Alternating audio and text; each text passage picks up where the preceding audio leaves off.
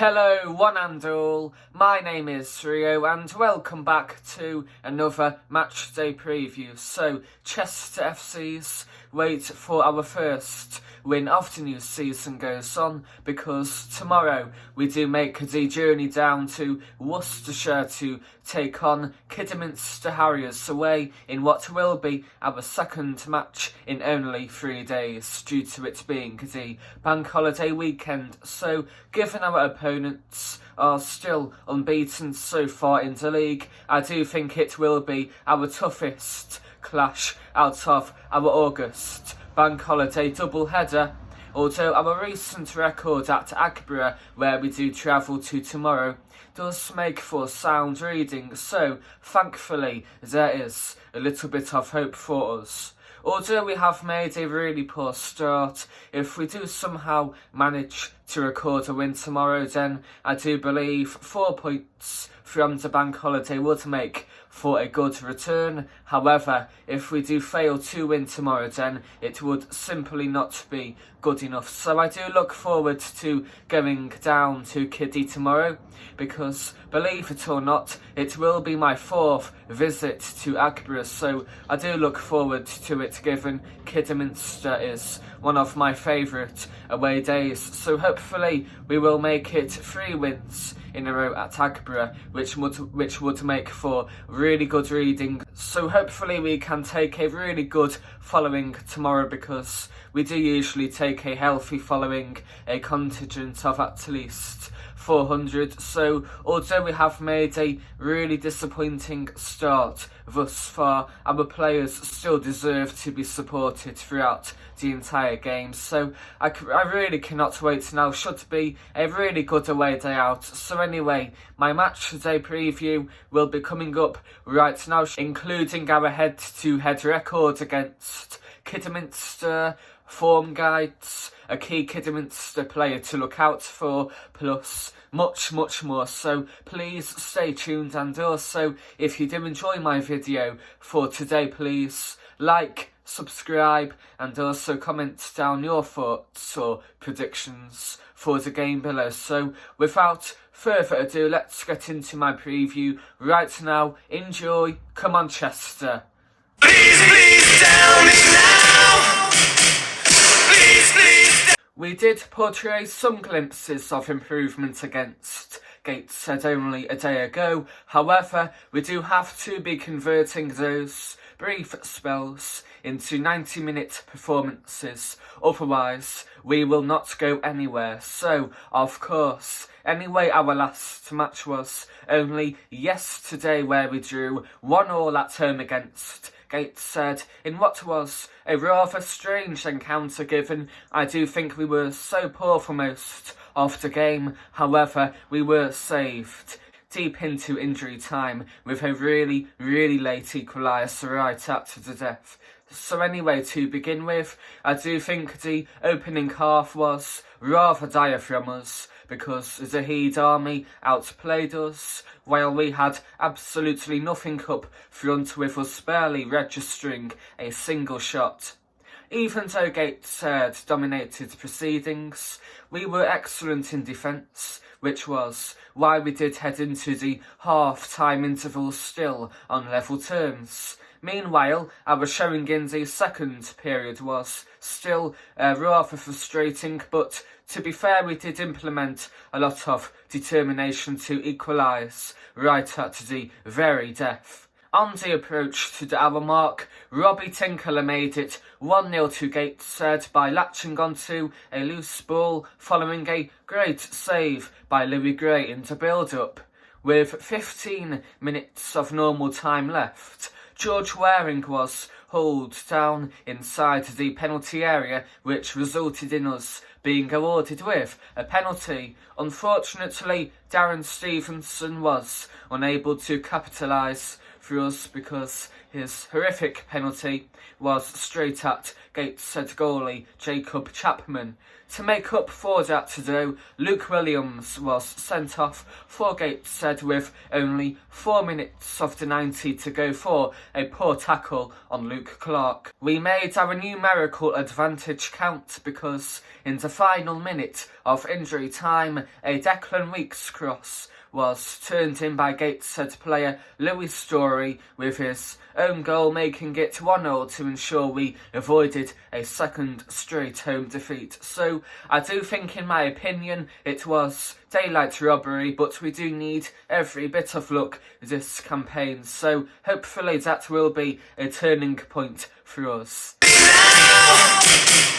Please, please tell me now. It will take about 2 hours to get to Kidderminster tomorrow, so it will be a relatively short journey and one which I always look forward to because I do think Kiddie away is one of my favourite away days, particularly in our league. So I do look forward to going again tomorrow by coach, which leaves at 11 o'clock. So I do think we are taking 2 coaches again, like we did to Farsley Celtic the other week. So hopefully that will be a good incentive for a decent away following. So I have been to Kidderminster 3 times already, with my 3 visits being a mixed bag because to begin with, my first one was our FA Cup horror show, a 2-0 away defeat in October 2017, where the atmosphere in the away end was toxic, and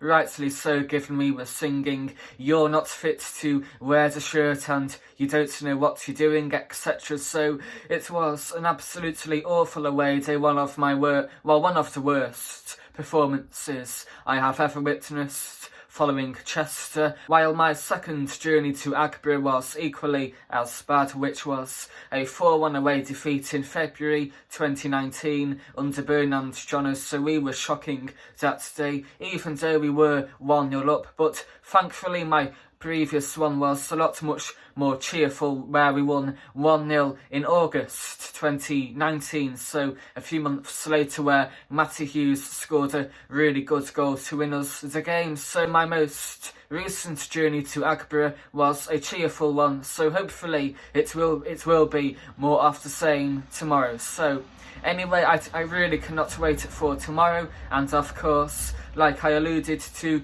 Kidderminster Harriers do play at Agborough, which holds 6,444. So I do think in general it is a lovely, neat and tidy ground, while it is certainly one of my favourite stadiums in our league, although to be fair, there isn't really much competition. I do think my overall one is Edgar Street, home of Hereford FC, then maybe Kidderminster Harriers, because both York City and also Boston United do have new builds now, so yeah, it does spoil it a little bit. But anyway, I do think Agborough is certainly up there with one of my favourite grounds, because there is plenty to do there, and in my opinion, I do think it is similar to the one and only Diva Stadium in layout and also size. However, I do think Agborough is much better than our home, given there is a lot to do there, and also it isn't really soulless. You can make a good atmosphere and it has more character to it. So anyway, I do like Agborough, and I do look forward to going there for my 4th time tomorrow. So anyway, on one side is the East Stand, which is a covered all-seater stand, and it is the largest stand of the entire stadium. So it is also the newest stand as well. I do think it was only built about 15 or so years ago, so you can get a really good view there, and it is a really nice stand in general.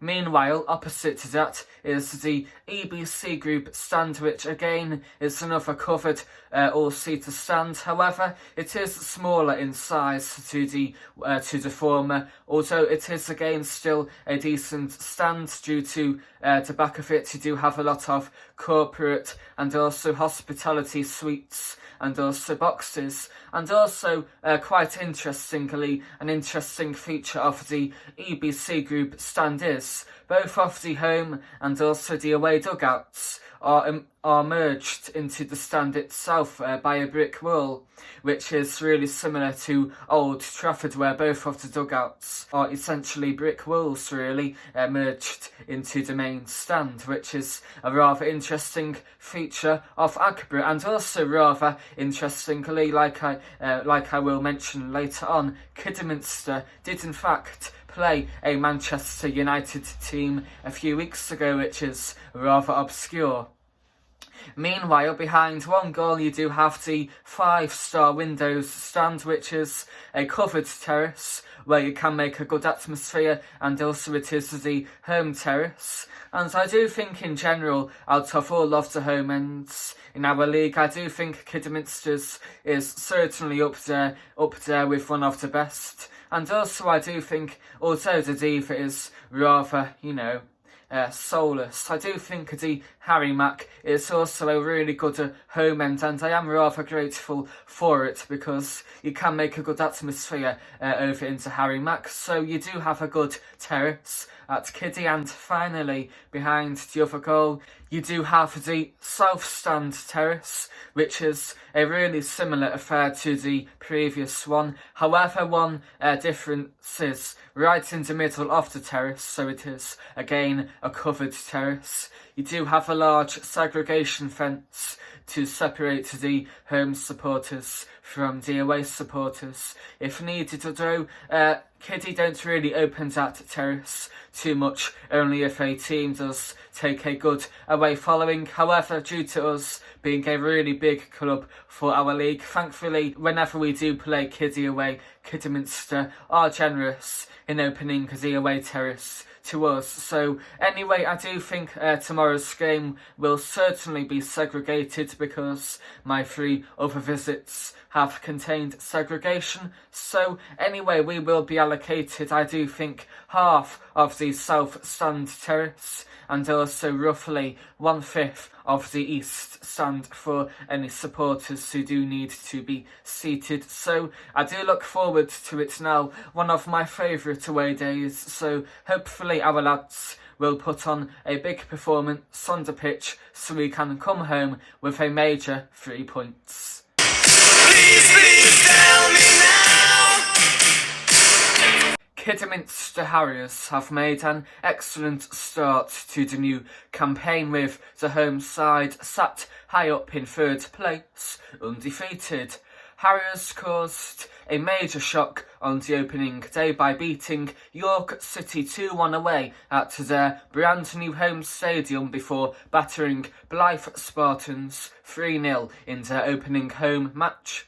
However, Kiddie's winning start was brought to an end with a 1-1 draw away at Southport yesterday, so let's hope we will be the first side to win against them.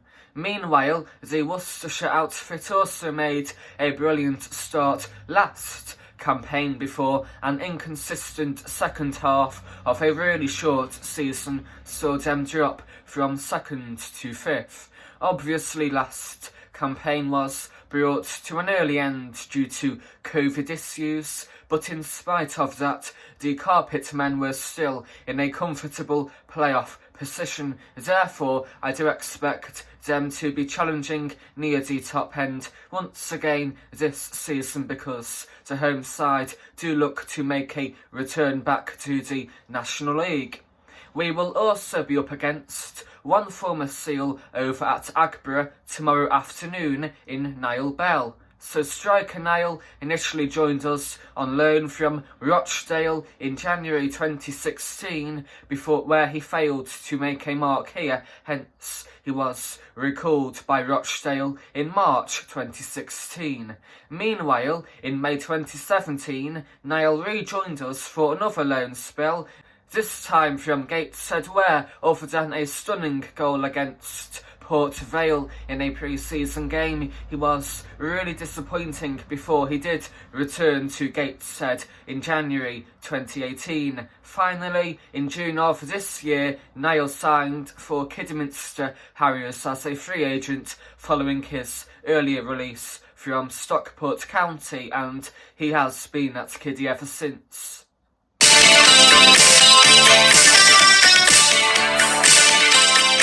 Here is our head-to-head record against Kidderminster Harriers, which is, in fact, better than I thought it would be, because in total we have played 11, we have won 5, drew 3, and also lost 3. So we do have the upper hand over Kiddy, so hopefully we can maintain our good record against them later on tomorrow. So anyway, our most recent meeting was a Vanarama National League North clash on the opening day of last season, back on Tuesday, October the 6th, where we actually won 2-1 away from home, so I was really looking forward to going to that one. However, a couple of weeks before the game, we were told that supporters were no longer permitted to attend matches due to COVID, so I was really gutted about that one, but thankfully I did manage to go out to the pub to watch that one at the Red Lion in Handsbridge, and although the stream from Kidderminster was absolutely dire because it kept buffering throughout the entire game, we still got off to a really good start to the new season with a 2-1 win, and also I do remember Declan Weeks scoring an absolute screamer against one of his former clubs, so something similar wouldn't go amiss tomorrow. So anyway, even though the stream was really poor, I have still managed to find all 3 goals, so here they are right now. Enjoy, and hopefully here is to more of the same tomorrow. Joel Taylor away down this left-hand side. Hemmings trying to get back at him. Good challenge there from Hemmings, but the ball's into the centre. It's volleyed in though, in the centre of the park. Harriers caught out with that left-footed cross, and it's Danny Elliott who's driven home the first goal midway through the first half.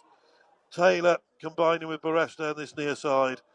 Got away from the recovering Hemmings far side. Amari Sterling has a chance to cut in, does he, from the area, places it into the centre, and it's in by Hemmings. Harriers have got the equalising goal. The referee did well there. He allowed play to go on after Amari Morgan-Smith had been tripped. But the ball got played out to the left-hand side to Sterling, and he's, after getting beyond Roberts, he put the ball across, and Hemming timed the run to put the ball into the roof of Louis Gray's net. Harriers 1, Chester 1. The 29th minute, Harriers are back on level terms. Harriers defend again. Ball played by Barrett out to Johnston. Johnston curling that ball in. Goalkeeper thought in 2 minds there, but it's dropped out to Weeks. Weeks with a shot, and it's a goal. Oh, Declan Weeks from a narrow angle drills it into the roof of the net and scores against his former club. Harriers not quite clear in that, but Declan Weeks is there to net against his former club and drills that ball into the roof of the net. Takes the plaudits from his new teammates.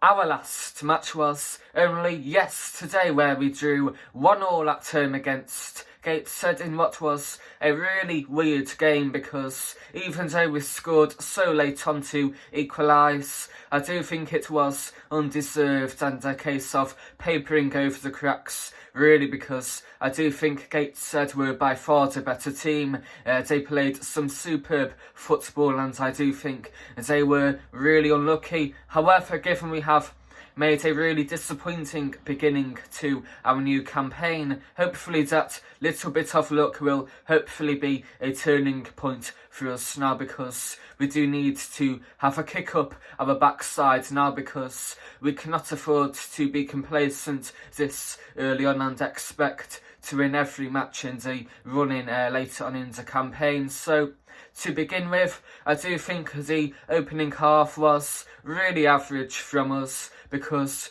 we barely had a single shot on target. However, even though we were so poor in the final third, I do think in defence we were superb to keep a well-earned clean sheet going into half-time. Anyway, the second half was much more eventful, and I do think it was a tad better from us. However, I still think nowhere near good enough, because again we were too slow and also too complacent in possession, and considering we were losing 1-0 for most of the half, we didn't really do too much. However, to be fair to us, I do think in the final 10 minutes we were a lot more determined, so fair play to our fighting spirit. However, 10 minutes is nowhere near good enough, and from now on we have to show it for the entirety of the game. Otherwise, I do think it could be a season to forget. So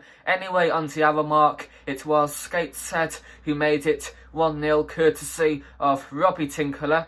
So the initial shot was kept out by Louis Gray, who did quite well to save the shot. However, he could only block the ball with his legs, and eventually he in fact kicked the ball to the other side of the 6-yard box to Robbie Tinkler, who absolutely hammered home to make it 1-0 to Gateshead. So a hammer blow for us. However, we had two excellent chances to get back into the encounter, because to begin with, firstly, George Waring was hauled down inside the penalty area to give us a penalty. However, I am going to be honest here, because having watched the highlights, it was nowhere near a penalty. I do think he did go down really easily. So I know I do like to be honest, because even though I am a strong, passionate Chester supporter, you do have to be honest, and realistically it was nowhere near a penalty. So to be fair, although I absolutely wanted Darren Stevenson to score the penalty for us, I do think from Gateshead's point of view, I do think it was justice for them, because it was an absolutely terrible penalty, a really weak penalty straight at Jacob Chapman, who made an easy save for Gateshead to preserve their 1-0 lead.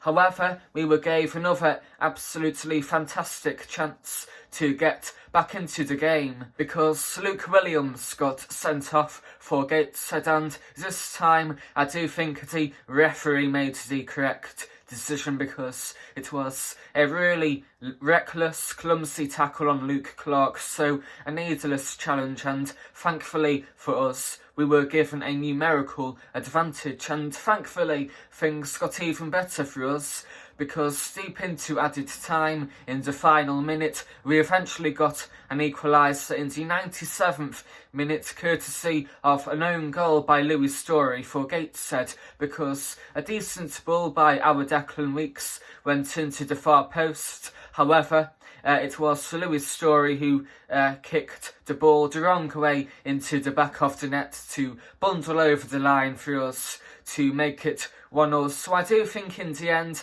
it was an undeserved goal, but anyway, hopefully it will be a milestone. So anyway, both of the goals will be coming up right now, but hopefully a major improvement will happen tomorrow at Agborough.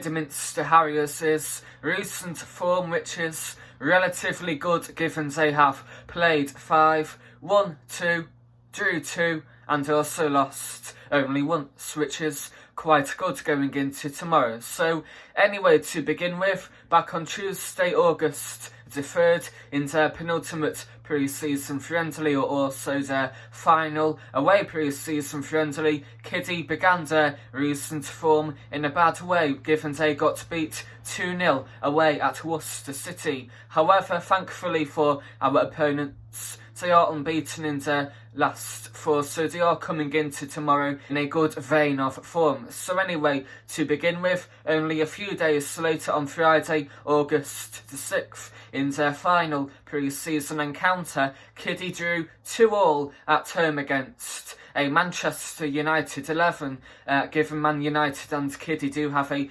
decent connection. Meanwhile, 8 days later on the following Saturday, Kidderminster began the brand new Vanarama National League North season in dream fashion with a 2-1 away win at York City on the opening day. Things got even better for Kidderminster's league start, because a week later they began their home form in fantastic fashion with a convincing 3-0 home win over Blythe Spartans. However, Kidderminster's winning start to the new campaign came to an end only 1 day ago yesterday. However, they are still unbeaten, given they drew 1-1 away at Southport. So I do think it will be a tough game tomorrow, given Kidderminster are yet to taste defeat. However, hopefully, fingers crossed for us, we will be able to inflict our first defeat on Kidderminster, which would be a real statement of intent.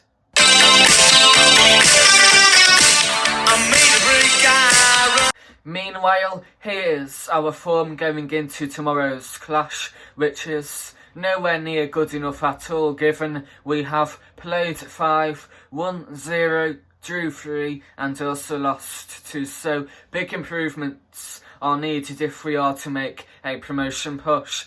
So anyway, to begin with, in our own penultimate pre-season friendly, back on Wednesday, August the 4th, we got a really good 0-0 home draw against a rather strong Bolton Wanderers 11 side, so a really encouraging result. However, our other 4 results of our form are nowhere near good enough at all, and of us nowhere near encouraging enough at all, given a few days later on the following Saturday we ended our pre-season campaign on a low note with a 3-2 away defeat over at Nantwich Town.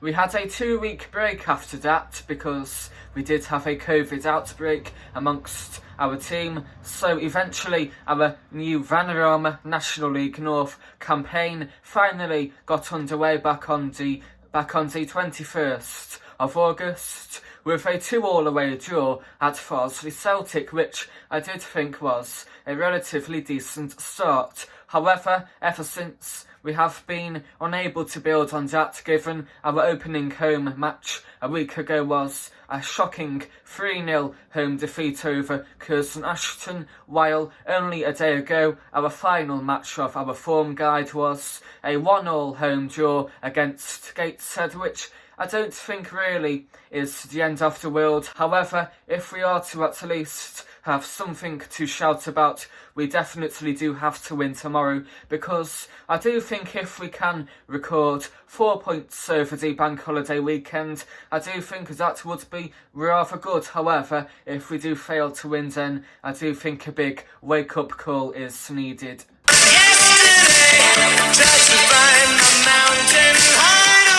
My key Kidderminster Harriers player to watch out for tomorrow is Niall Bell, who is a striker. So anyway, back in 2014, Niall Bell began his career at Rochdale, where a year later he went down to non-league on loan to join Droylsden. Meanwhile, in 2016, Niall had another loan spell, this time at the one and only Chester FC, where later on in 2016, Niall departed Rochdale on a permanent basis to join Gateshead. Meanwhile, even later on in 2016, Niall went out on loan to Altrincham, where a year later he rejoined the mighty Chester FC on loan for half a season. In 2018, Niall joined Alfreton Town on loan, while later on in that year he departed Gateshead on a permanent basis to join Stockport County.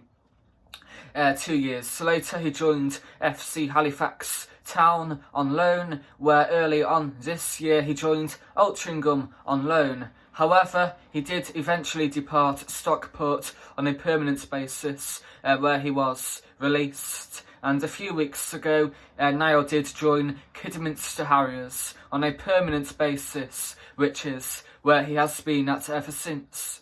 So I do think in general he was really average for us. However, due to that, it would not surprise me if he does score, given we did experience that a week ago where another former Seal in Craig Hobson, who I do think was really average here in the end, eventually scored Curzon Ashton's third goal of the evening. So although I do think Niall Bell isn't the greatest of players, if he does feature tomorrow, I still think he will be a player to watch out for.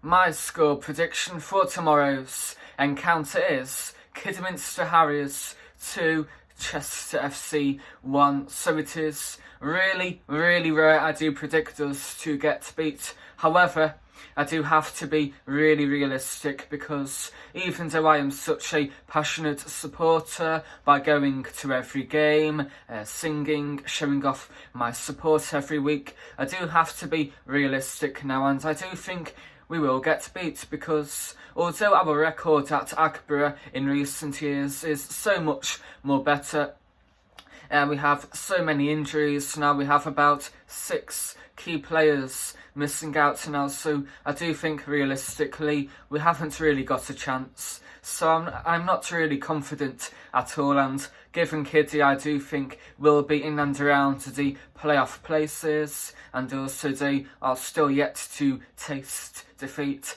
I do think it will be a tough afternoon. So anyway, to begin with, I do think Kiddy's 2 scorers will be Niall Bell and also Ashley Hemmings, while I think our solitary scorer will be Anthony Dudley. And to be fair to Anthony, he has missed out in recent weeks. However, a big bonus the other day against Gateshead was that thankfully he did start again after being really ill with COVID. So I do think even though he will be a big bonus, I do think it will be nowhere near enough, given the likes of Declan Weeks, George Glendon, James Hardy, I do believe, aren't fit enough to play. So I do think, sadly, it will be an afternoon to forget, but hopefully I will be, of course, proved wrong.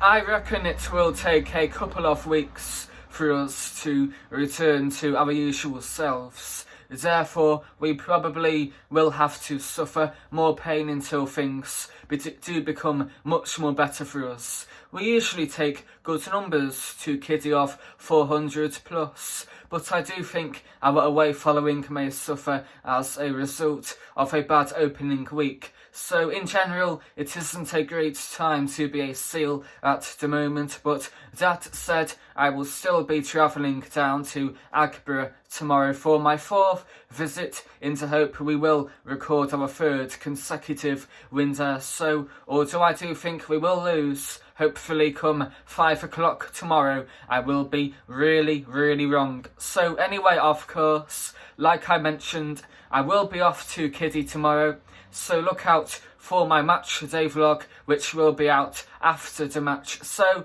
anyway, as usual, I do hope you all enjoyed my match day preview for tomorrow. I am sure you did, so please like, subscribe, and also comment down your score predictions below. So anyway, I do look forward to tomorrow. Hopefully we will finally record that elusive win. Come on, you Seals, you can do this. we are still all behind you, and even though we haven't had a good week at all, we do hope you can all win. So come on, Chester, let's do this. Minute of the day, yeah.